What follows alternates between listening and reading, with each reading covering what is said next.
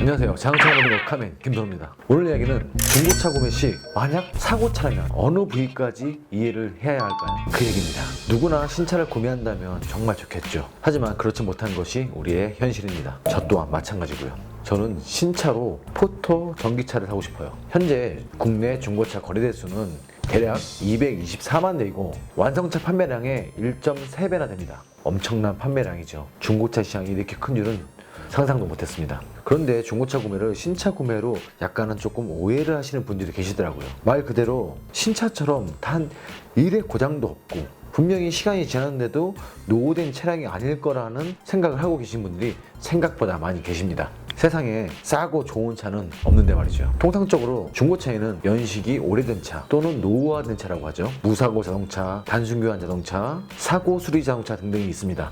수입차와 국산차도 있겠네요. 오늘 제가 나누고자 하는 내용은 상대적으로 저렴한 사고차, 과연 어느 부분까지 소비자가 이해를 하고 구매를 해야 하나입니다. 오늘 드리는 이야기는 전적으로 제 개인적인 생각을 말씀드리는 것이기 때문에 오해를 하지 마시기 바랍니다. 제 말이 정답은 아니겠죠. 정비 현장에서 근무하다 보면 중고차를 구매하신 후에 점검을 받으러 오시는 분들이 상당히 많이 계십니다. 그분들 중에는 상대적으로 저렴한 사고차를 구매하시고 실제 차값보다 더 많은 부분을 수리비로 비용을 부담하고 계신 분들이 많이 계십니다. 정말 많이 있습니다. 그래서 준비했습니다. 카멘 김선우라면 이 정도 사고면 그래도 구매할 생각은 있다, 또는 이 정도 사고면 구매를 하기가 무척 어려울 것 같다. 그 두 가지 이야기를 하겠습니다. 이야기를 시작하기 전에 앞서 우리가 온라인 또는 오프라인에서 중고차를 보면은 무사고 단순교환, 단순교환 무사고 그런 단어들을 보신 적이 있으실 거예요. 일반적으로 무사고를 한다면 차량이 출고된 후에 그 어떠한 사고도 나지 않은 상태를 말하는 겁니다. 하지만 중고차 시장에서는 무사고 단순교환이라는 것은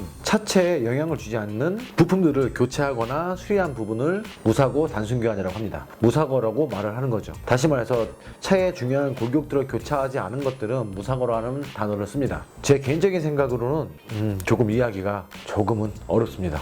무사고는 그 단어대로 그냥 무사고 아닌가요? 하지만 시장에서 그렇게 이루어지고 있으니까 그 말에 엄청난 반대 의견을 내고 싶은 마음은 없습니다. 하지만 제가 바라는 것은 무사고 단순교환, 단순교환 무사고. 그렇죠. 단순교환을 할 수가 있겠죠. 범퍼든 휀더든 단순교환을 할 수가 있습니다. 생활 속에서 언제든지 까지고 손상될 수가 있기 때문에. 하지만 현장에 있다 보면은 휀더 교환 또는 범퍼 교환, 작은 스크래치 하나만으로도 휀더를 수리한다거나 범퍼를 수리한다거나 하시는 분들은 그렇게 많지가 않습니다. 대부분 휀더 교환 또는 범퍼 교환, 도어 교환은 가벼운 접촉 사고라도 있었기 때문에 작업이 이루어지죠. 그런 부분들이 있기 때문에 무사고라는 단어보다는 경미한 사고로 인한 단순 교환, 그렇게 명시를 하거나 어떠한 사건에 의해서 단순 교환이 됐다고 명시하는 것도 좋은 방법일 것 같습니다. 그렇다면 소비자들이 판단할 수가 있겠죠. 아, 이거는 생각보다 큰 사고가 아니었구나. 무사고 단순 교환인데 보험 이력을 보면 150만 원, 200만 원 나와 있어요. 국산차인데도. 그런데 어느 부위를 수리한 건지 잘 모르겠단 말이죠. 정말 고급 세단 종류 아니면은 범퍼 하나에 100만 원 하는 경우는 없으니까요. 그런 부분들이 좀 투명하기 위해서는 판매자 또는 1차 구매자, 딜러분들이라고 할 수 있겠죠. 그분들이 구매를 하실 때 판매자에게 정확한 정보를 좀 알아놓으신다면은 다음 구매자에게도 아주 좋은 정보가 될 것 같습니다. 제가 예전에 중고차를 구입할 때 조금 답답했던 부분이 그거예요. 딜러분께서 차를 판매하시면서 이 전차주분께서 합성유로 관리하셨습니다. 소모품 교환을 다 하셨습니다. 그 말씀을 해주시더라고요. 수리한 내역들을 조금이라도 확인할 수가 있을까요? 말씀을 드리니까 그 딜러분께서도 고객분한테 그렇게 전달받으셨다고 하시네요. 인간관계에서 믿음이 가장 중요하겠지만 그래도 증명할 수 없다면 조금 의심할 수가 있겠죠. 딜러분들도 차량을 매입하실 때 판매자가 수리하신 내역들을 최소 6개월에서 1년 정도 받아 놓으신다면 다음 구매자에게는 정말 좋은 방법일 것 같습니다. 이런 경우에는 딜러분 이전에 첫 판매자께서 발전기를 교환하시고 한 달도 안 산 상태에서 딜러분께 넘기시고 딜러분이 또 다른 소비자에게 넘기셨을 경우 발전기가 또 고장이 난 겁니다. 딜러분께 얘기를 하겠죠. 보증기간 내에는. 그럼 딜러분께서도 필요 없는 지출이 또 발생하실 수가 있어요. 그런 내역이 있기 때문에 보증기간이 살아있다는 걸 확인하신 후에 그쪽에 다시 서비스를 받을 수가 있는 겁니다. 서로가 좋은 거겠죠. 자, 이제 본론으로 들어가서 카멘 김선우라면 이 정도 사고는 그냥 조금 무시하고 구매할 의사가 있다. 첫 번째, 범퍼. 범퍼는 거의 소모품에 가깝죠. 신차 포크도 돌멩이에 튀고 옆집 형이 툭 치고 가고 뒷집 형도 툭 치고 가고, 그래서 생활 스크래치가 나는 경우가 많이 있습니다. 신품으로 교환이 되어 있거나 아니면 수리가 되어 있다면 너무너무 땡큐죠. 두 번째는 본닛이 만약에 교환이 되었다면은 확률적으로 본닛 혼자서 파손이 되는 경우는 극히 드뭅니다. 바람에 무언가 날려왔다거나 아니 앞차가 무언가 튀었다거나 술을 많이 드신 분이 차 위에서 점프 놀이를 하셨다거나 그렇지 않은 이상 혼자 손상되기 무척 어렵죠. 교환이 됐거나 또는 수리가 됐다는 것은 우리가 속칭 앞방이라고 하죠. 범퍼 또는 앞 패널까지 먹고 들어온 사고 또는 휀다를 먹고 들어온 사고입니다. 그럴 경우에 다른 골격 부위에 이상이 없다면 저는 본닛 교환을 했다고 해도 구매할 생각은 있습니다. 앞방으로 인해서 본닛이 교환됐다고 하면 라디에이터, 콘덴셔, 심지어는 라이트까지도 교환이 됐을 거예요. 연식이 오래된 상태라면 신품이면 이것도 땡큐죠. 세 번째, 프론트 휀더 교환은 너무너무 현장에서 자주 발생하는 편입니다. 오히려 범퍼보다 휀더 교환이 더 많이 있는 경우가 많아요. 깊게 들어온 사고가 아니라면 휀더 교환이 100번, 1000번 됐어도 저는 구매할 생각은 있습니다. 네 번째, 도어는 조금 애매하긴 하지만 도어도 교환이 됐느냐, 판금 수리만 됐느냐에 따라서 조금 다를 수가 있겠습니다. 아주 경미한 접촉사고 또는 생활 스크래치로 인해서 판금 수리를 할 수는 있겠지만 만약 교환이 됐다고 한다면 판금 수리가 어려울 정도의 사고라고 가정할 수가 있겠죠. 그렇다면 앞쪽 휀다, 뒤에 도어, 다른 부품에도 분명히 충격이 가해졌을 겁니다. 하지만 골격에 A필러, C필러, B필러 그런 필러 쪽에 데미지가 없었다면 도어 교환도 저는 구매할 의사가 있습니다. 다섯 번째, 트렁크도 본닛과 같다고 보시면 될 것 같습니다. 자연재해로 일한 것들이 아니라면 대부분 트렁크의 교환은 사고죠. 판금 수리가 되었다면 조금 다를 수도 있겠지만 교환이 되었다면 사고입니다. 트렁크만 정확하게 사고를 낼 확률도 좀 낮겠지만 트렁크가 교환이 됐다는 것은 뒤쪽 범버부터 치고 들어왔다는 거겠죠. 최악의 경우는 필러 부분 또는 뒷유리까지 파손이 돼서 교환을 하는 경우도 있습니다. 그런 경우가 아닌 단순한 접촉사고로 인한 뒷범버와 트렁크의 교환이라고 한다면 이 또한 저는 구매할 의향이 있습니다. 여섯 번째, 라디에이터 서포트. 이 부분은 처음에 말씀드렸던 본닛과 깊은 관계도 있습니다. 라디에이터 서포트만 교환이 된 거라면 범퍼 또는 양쪽 휀더, 라이트, 본닛까지 교환됐을 확률이 조금은 높습니다. 그리고 또는 라디에이터, 콘덴셔까지도 사고 수리가 됐을 확률이 조금 높습니다. 하지만 그만큼 밀고 들어오지 않았다면 라디에이터 서포트만으로도 교환 또는 수리가 가능하죠. 크게 엔진 안쪽까지 밀고 들어오지 않았다면 저는 구매할 의향은 있습니다. 일곱 번째, 쿼터 패널 판금 수리. 교환이 아닌 판금 수리입니다. 아마도 쿼터 패널 쪽이 교환이 되었다면 큰 사고 또는 아주 깊이 움푹 파임, 찢어짐 그 정도가 돼야지 교환이 될 겁니다. 그렇지 않고 대부분 판금 수리를 하겠죠. 교환이 아닌 판금 수리라면 저는 구매할 의향이 있습니다. 여덟 번째, 사이드실 패널. 사이드 패널의 경우 손상되는 경우가 생각보다 많이 있습니다. 판금 수리도 가능하지만 잘라서 작업을 해야 되는 경우가 있죠. 워낙 현장에서 많이 보았기 때문에 이 부분은 큰 사고도 많이 있지만 경미한 접촉사고, 운전자의 부주의로 파손되는 경우가 많이 있기 때문에 이 부분만 수리가 되었다면 구매할 의향이 있습니다. 아홉 번째, 인사이드 패널 또한 경미한 사고라면 저는 구매할 의향이 있습니다. 하지만 정말 큰 사고라면 그리고 다른 부품들과 연관돼서 많이 교환 및 수리가 되었다면 조금 고민해 볼 것 같네요. 물론 지금 말씀드린 9가지가 상태에 따라 다르겠지만 말씀드린 대로 골격 쪽에 큰 영향을 주지 않았다면 그리고 얼라이먼트 제한상 틀어짐이 없다면 저는 구매할 의향이 있습니다. 그리고 구매를 하셔도 된다고 조금은 생각합니다. 제 개인적인 소견입니다. 자, 그렇다면 오늘의 주제 두 번째, 이 정도 사고라면 카멘 김선우는 차량을 구매하는데 정말 깊이 생각을 한다거나 아니면 구매를 하지 않겠다. 첫 번째, 프론트 휠하우스가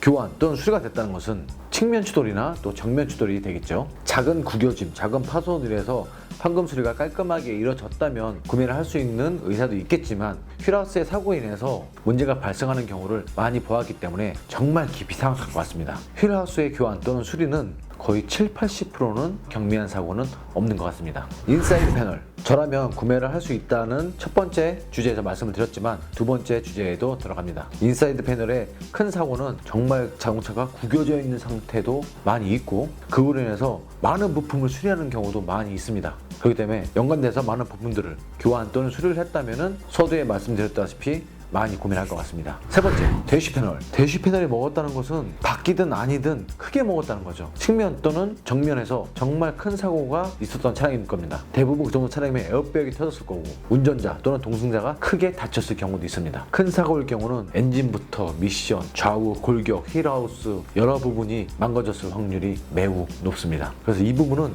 저 같으면 구매하지 않을 가능성이 상당히 높을 것 같습니다. 네 번째, 루프 패널 또는 루프 지붕. 자동차 지붕이 파손되는 경우는 확률적으로 자연재해 또는 아까 말씀드렸던 술 취하신 형님이 위에서 점프를 뛰신 경우, 그런 경우를 제외하고는 거의 대부분 전복이죠. 자동차가 가다가 정확하게 확 돌아서 딱 뒤집어질까요? 아니겠죠. 옆으로든 앞으로든 굴렀을 확률이 높습니다. 그렇게 되면 여러 가지의 골격 부분에 많은 파손이 이루어졌을 것이고 유리도 깨졌을 거고, 그렇게 큰 사고이기 때문에 이 부분은 이 차량의 거래 가격에 50% 정도 싸지 않으면 저는 구매할 의사는 솔직히 제 개인적으로는 없습니다. 무언가 찝찝해요. 물론 제가 그렇다는 거지 그 차량을 구매하시는 분들이 나쁘다는 말씀 드리는 건 아닙니다. 선택은 자유니까요. 여섯 번째, 접합차. 접합차는 사지도 말고 팔지도 말아야 되겠죠. 만약에 접합차라는 것을 고지했다고 하셔도 저는 정말 반대합니다. 혹시라도 정말 예전부터 갖고 싶었던 자동차, 소유하고 싶은 수입차 또는 세단, 그 차량들이 접합차로 판매가 되고 있고 우연치 않게 그 차를 구매할 수 있는 기회가 왔다 하시더라도 그 차는 구매하지 않는 것이 좋을 듯 합니다. 추후에 많은 사건 사고가 발생합니다. 일곱 번째, 측면, 전면, 후면에 큰 사고. 큰 사고로 하면 너무 포괄적일 수가 있겠지만 제가 지금 말씀드린 내용을 복합적이라고 보시면 돼요. 많은 사고가 막 여기저기 막 교환 수리 막 짬뽕된 중고차 구매 시 성능 기록 보면은 교환 수리 막 써있는 것들이 있을 겁니다. 그런 차량들은 정말 고치다 판날 것 같아요. 아무리 싸더라도 그 부분은 조금 생각을 하셔야 될 것 같습니다. 그래도 사고 싶다고 하시면 말릴 수는 없겠지만 그 차량을 계속 운행하시는 동안 수리비는 발생을 할 수 있다고 생각합니다. 이게 현장에서 있다 보면 대부분 그런 차량들을 가지고 계신 분들은 처음에 구매하셔서 잘 타시다가 한 달, 두 달, 1년, 2년 지날수록 계속 수리비가 들어가고 또 다른 이상이 발생하고 또 다른 문제가 발생하고, 그러다 보니까 지치셔가지고 폐차하시긴 너무 아깝고 또다시 중고차 시장에 내놓으세요. 또 다른 구매자가 또 구입을 하셔가지고 또다시 반복하고 1차, 2차, 3차, 4차 피해까지 계속 이루어집니다. 그 차가 생명을 다할 때까지 폐차장으로 가야 될 차는 폐차장으로 가는 게 맞다고 생각합니다. 여덟 번째, 리어 휠하우스. 프론트가 아닌 뒤쪽. 이 부분도 앞쪽과 마찬가지로 휠하우스 쪽만 판금 수리를 했다고 하면은 구매할 의향은 있지만 큰 사고로 인한 교환 또는 여러 부분에 많은 판금 수리가 이루어졌다면은 저의 경우는 정말 심사숙고할 것 같습니다. 리어 쪽 휠하우스의 수리로 인한 그 하체 소음 또는 차체의 뒤틀림 소음, 그런 부분들이 현장에서 많이 겪어봤기 때문에 그 고민을 제가 잘 알고 있습니다. 그래서 그 부분도 많은 고려를 할 것 같습니다. 혹시라도 리어 휠하우스에 사고가 발생한 차량을 구매하신다면 꼭 테스트 운전을 꼭 해보세요. 조금은 가혹 조건에서 코너링도 조금 더 세게 돌아보시고, 그 다음에 비포장줄도 막 달려보시고, 개인적으로는 구매할 생각은 거의 없을 것 같습니다. 아홉 번째, A, B, C 필러 패널. 기둥이죠. 그 기둥들이 파손이 됐다는 것은 아마도 대부분이 큰 사고일 겁니다. 측면 사고가 많이 있겠죠. 필러의 교환의 경우 아마도 성능 기록지에 도어 교환, 팬더 교환, 휠하우스 판금 수리 여러 가지 품목도 들어가 있을 거예요. 그렇다면 작은 사고는 아니란 뜻이죠. 이 부분 또한 장시간 운행하다 보면 스트레스가 많이 받는 부분이기도 합니다. 이렇게 9가지씩 이야기를 해봤습니다. 물론 다른 부분도 여러 가지가 있겠죠. 하지만 제 기준에서 추려서 9가지씩 만들어 봤습니다. 빠진 것도 있긴 한데 이것을 다 표현하기에는 시간이 너무 짧을 것 같습니다. 그래서 여러분의 의견이 중요한 거죠. 댓글로 여러분의 의견을 달아주세요. 나는 이 정도는 괜찮은데, 나는 절대로 이런 거는 구매하지 않겠어 등등 각자 개인의 소견을 말씀해 주시면 진심으로 감사드리겠습니다. 데미지가 큰 사고의 경우 하체 부품 또는 엔진, 미션 등등 여러 가지 부품에도 큰 손상을 줄 수가 있습니다. 큰 사고 시 수리비가 많이 발생하다 보면 중고로 또 재사용하는 경우도 있기 때문에 작은 문제점들이 계속 지속적으로 발생하는 편이죠. 사고 차량들을 판매를 하는 것이 잘못됐다고 보기는 어렵고요. 또 구매를 하는 것도 잘못됐다고 생각하지는 않습니다. 하지만 이것을 속이는 경우가 잘못된 거죠. 자, 이렇게 속이는 부분들을 오직 딜러분한테만 포커스를 맞추시는데 아니라고 생각합니다. 딜러분들에게 판매하는 1차 판매자도 조금 더 차량값을 더 받기 위해서 고지를 하지 않는 경우도 많이 있습니다. 그렇게 되면 또 중간에 있는 딜러분도 피해자가 될 수가 있겠죠. 서로 양심적으로 사고 팔고 하는 문화가 이루어졌으면 좋겠습니다. 지금 말씀드린 부분에서 정말 완벽하게 잘 수리가 되었다면 자동차가 운행하는 데는 지장은 없을 겁니다. 단 접합차만 빼고요. 아주 꼼꼼히 살펴야 되겠죠. 꼼꼼히 살피지 않으시고 그냥 싸니까 이 정도는 감안하고 기준 없이 이렇게 막 구매를 하셔서 운행하신다면 정말 많은 스트레스가 발생하실 거예요. 승차감도 불안하고 잡소리도 나고, 그로 인해서 또 스트레스를 받고 지갑은 열리고, 그래도 수리가 안 돼서 또다시 스트레스를 받고 계속 반복될 거라고 생각합니다. 절대로 즐겁고 행복한 운전을 할 수가 없겠죠. 큰 사고차의 경우 패밀리카로 구입할 예정이시라면 솔직히 저는 추천하지 않겠습니다. 큰 사고일수록 차량 가격은 상대적으로 조금이 아닌 많이 저렴해야 된다고 생각합니다. 많이 저렴하게 사오시잖아요. 구매를 절대 반대하지는 않겠습니다. 하지만 싸면 싼 이유는 분명히 있습니다. 제 경험상 큰 사고 수리한 차량들은 가까운 정비숍 저희 선후배님들과 자주 만나게 되실 거라고 생각합니다. 만약 중고차를 구매하실 예정이시라면 또는 지금 온라인에서 사고차를 보고 계시다면 명확한 기준을 잡으시고 현재 시세를 확인하신 후에 하나하나 꼼꼼히 확인하시는 방법이 제일 좋을 듯 합니다. 중고차의 경우 1,000만 원대의 고가 소비재 중 불만이 가장 많이 발생하는 시장이라고 합니다. 그만큼 소비자가 많이 알아야 한다고 생각합니다. 자동차는 한 집안의 큰 재산인 만큼 구매하실 때는 꼼꼼히 다시 한번 꼼꼼히 따져보는 습관이 필요합니다. 화려한 깨끗한 겉모양만 보시고 덥석 잡으시는 일은 없도록 하시길 바랍니다. 판매자와 소비자의 입장은 다르니까요. 자, 이렇게 해서 오늘의 영상을 마무리하도록 하겠습니다. 긴 시간 동안 시청해주셔서 진심으로 감사드리고 다음 시간에도 즐겁고 행복한 카메라 패밀리들의 정비 이야기로 돌아오겠습니다. 내일은 오늘보다 조금 더 행복하세요. 허위 매물 속지 말자. 허위 매물 팔지 말자. 허위 매물 좀 팔지 말자고요.